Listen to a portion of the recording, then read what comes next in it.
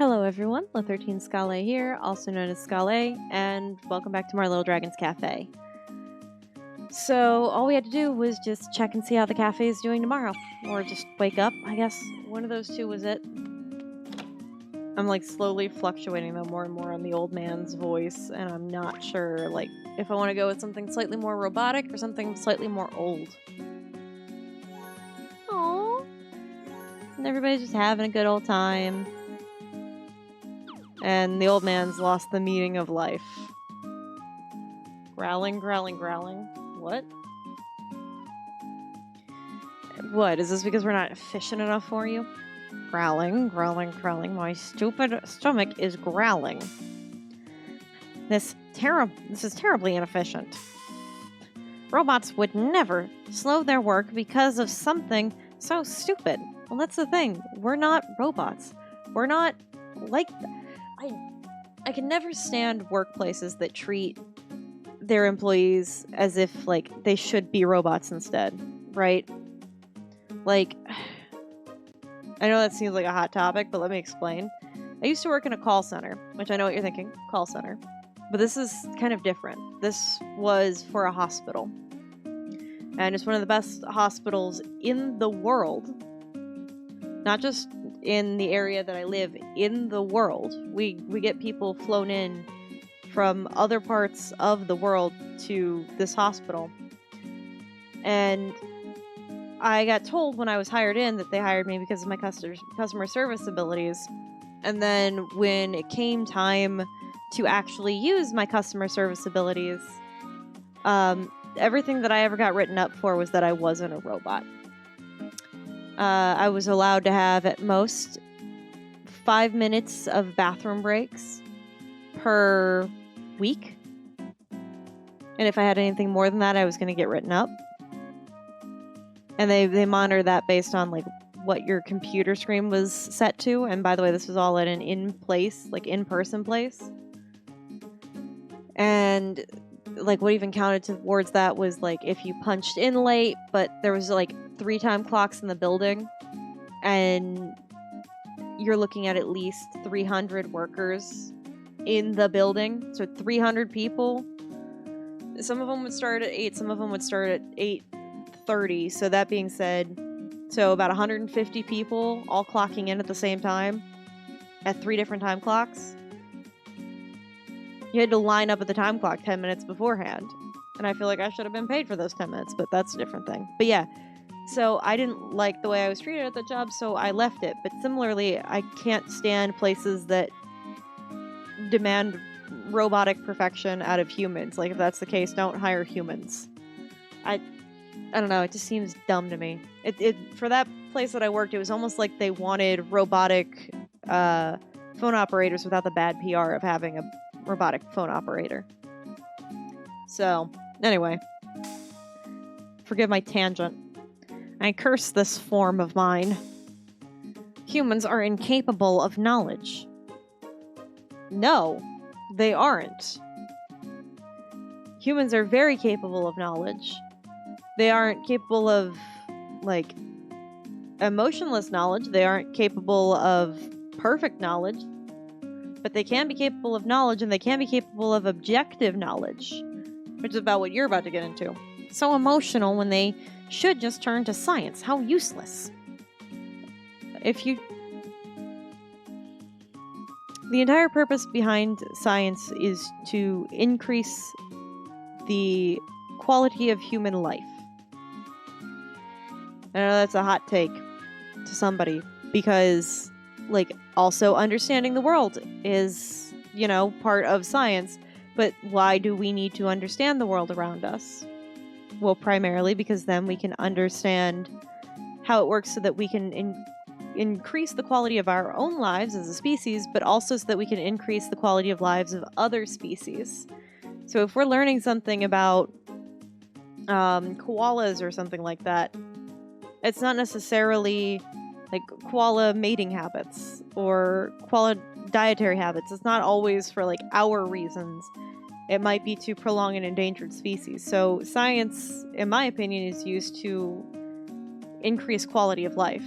in every single field. That includes coding, and I know that there's somebody out there who's doing IT that's like, I guarantee you the number of times I have just slammed Control Z with my forehead should tell you no. I guarantee you the thought's there. Just whether or not it comes through is a whole other thing. You there. Insolent worm, come here. No. Not until you can talk to me like I'm an actual human being. Alright, Robo-Gramps. You're smart enough to know that name-calling is just rude. What do you want? Thank you, Billy. I love Billy. Billy's, like, my favorite of the, like, main cast by far. I thought it was gonna be a Panama because she's super cute, but no, it's Billy. Boy, do you move like a damn worm. I have watched you work and know your entire routine is inefficient. Yes, that's his goal. He is doing literally the bare minimum to not get fired. I don't even know if he's hired. I don't know if we pay him. Like, I haven't looked at any of these contracts. I don't know. What I can tell you is he's doing the bare minimum to not get yelled at by a Panama. If you were a robot, you would be getting these orders out like boom, zip, whiz, bang. Oh. Those jerks. Do you know why they put this in here? Do you know why they put this in here? I know exactly why they put this story beat in right here on chapter 11. The reason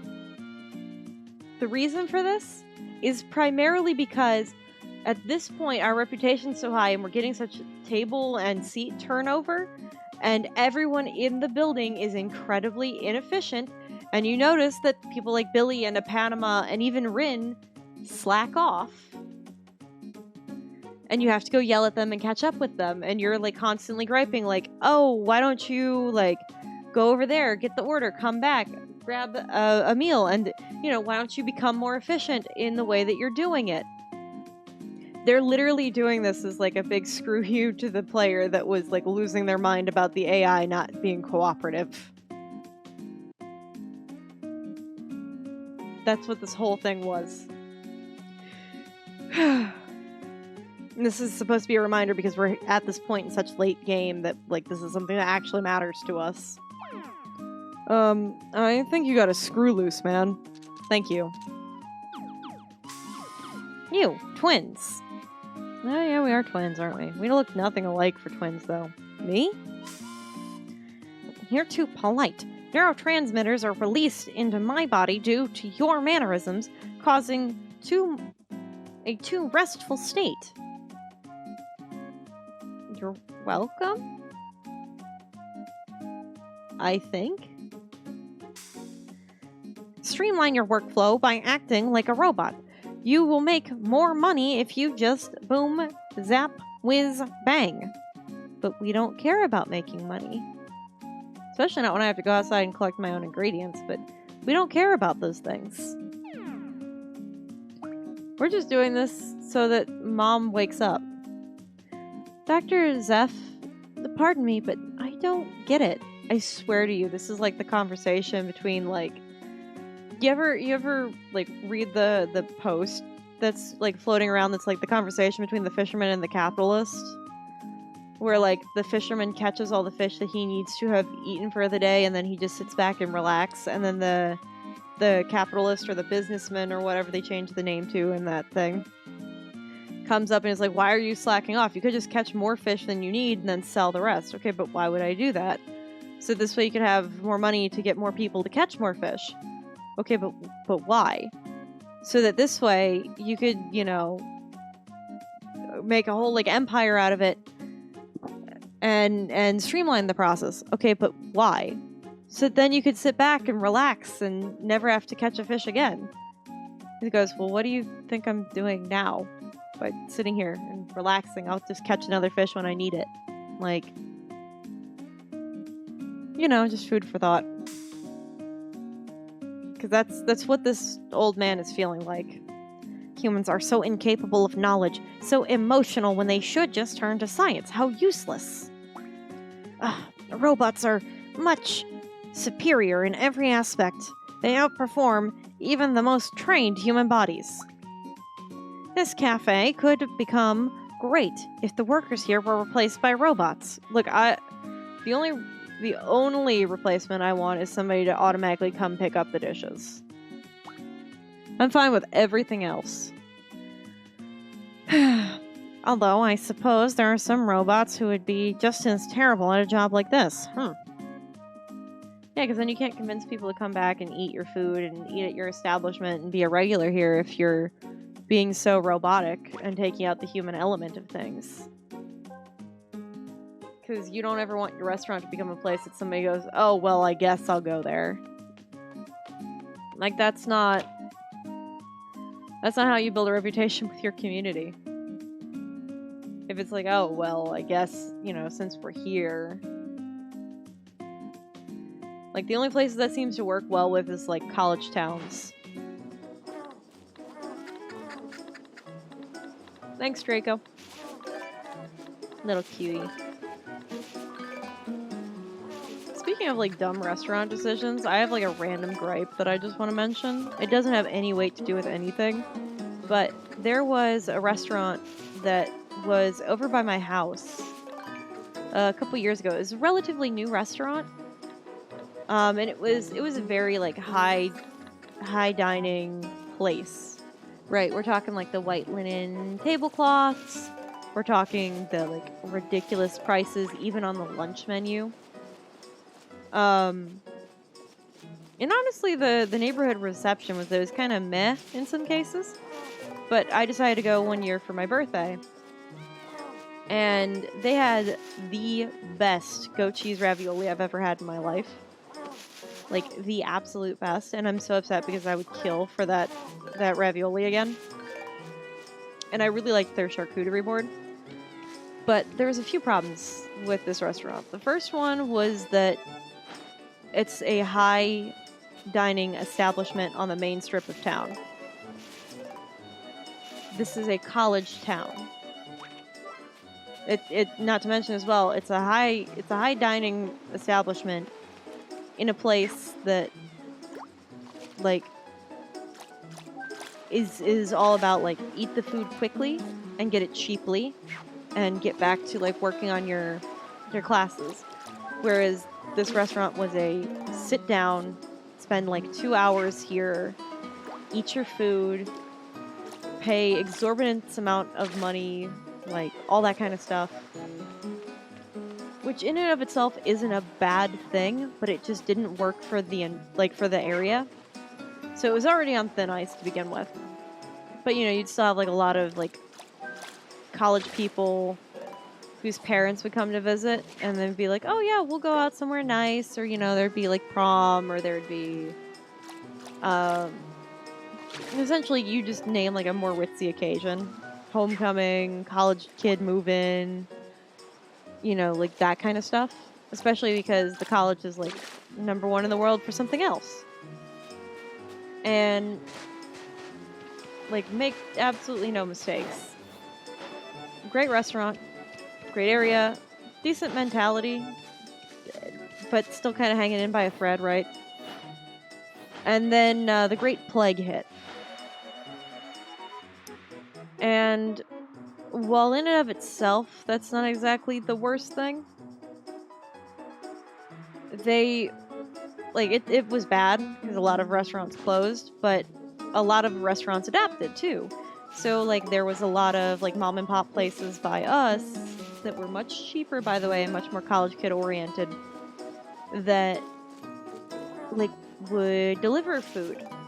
Or they would, like, have some sort of thing where you could, like, put it in a drawer, and then they would slide the drawer over to you, and then you would pick up your meal and you'd go about your way. Like, those kinds of things, right?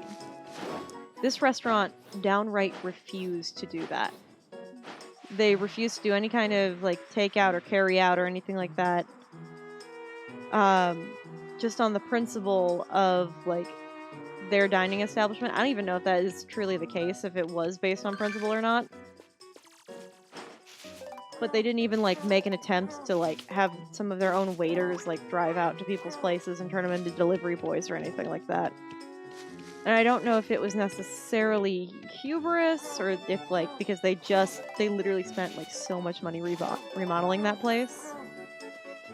that, like, maybe that's why. But, either way, though, the place went belly up, and I can't get any more of that really great ravioli. Though I do hear that a local coffee shop is maybe going to be taking over for the building, which is nice because it's a beautiful building, but I miss that ravioli and I miss that charcuterie board. Though they did open a new brewery over by me, and I hear that the charcuterie board there is great, but I've heard that the burgers aren't that great. Which, it's like, how are we going to convince my fiance to go with me to this place where he can't actually enjoy the beer because he has difficulties with allergies and beer sometimes fluctuating? And the burgers wouldn't even be good. Like, how do we convince? Can we convince? So, you know, just more things I was kind of mulling on as thoughts. Okay, we got chocolate syrup.